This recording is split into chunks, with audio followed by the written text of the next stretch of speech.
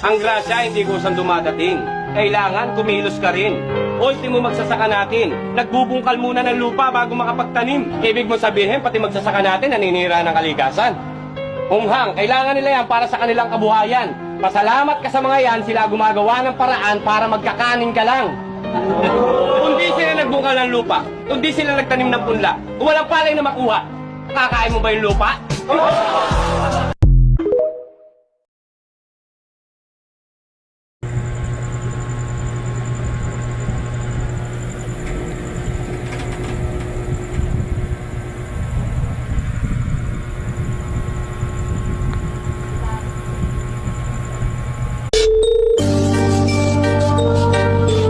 Isa sa nakakalungkot isipin na maikli na nga lang ang buhay natin dito sa mundo, mas lamang pa ang mga paghihirap.